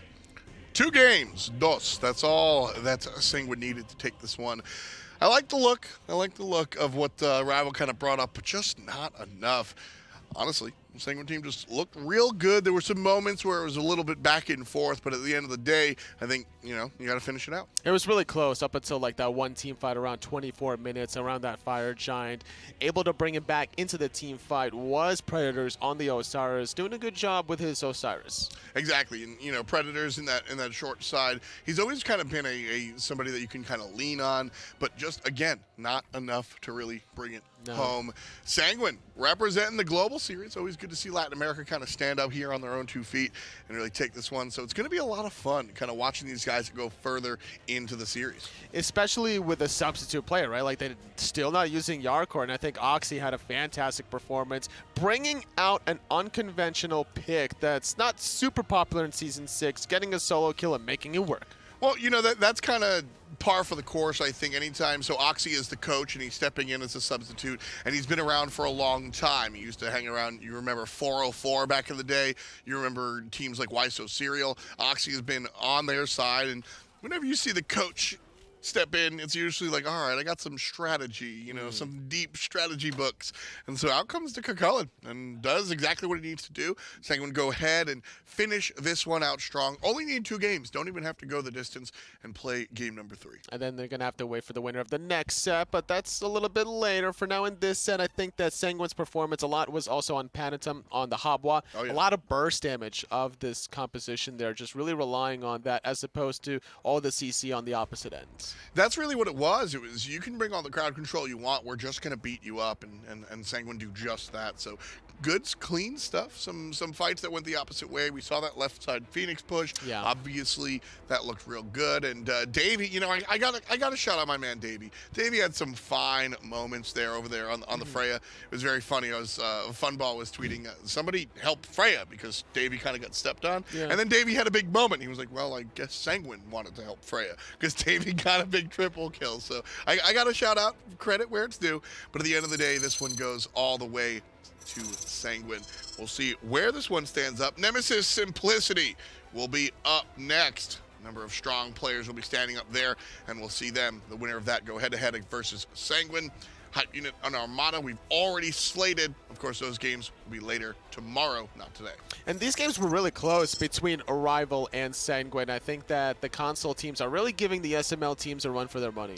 It's certainly been fun this time around. The SML team kind of took this one, though. We've got a couple of members here from Sanguine to talk to post-game. Let's see what they've got to say. It's Ronngyu and Netrioid that are here from Sanguine. First off, congratulations, fellas, on that win, 2-0. I know you all were real confident telling me actually you're going to be able to get the win, so congrats here. First thing, were you nervous at all? Rival put up a pretty good fight here up against you all, but you managed to hang in tough. Just what was the team environment like throughout that set? We prepared. Yesterday we were screaming, I can tell the team.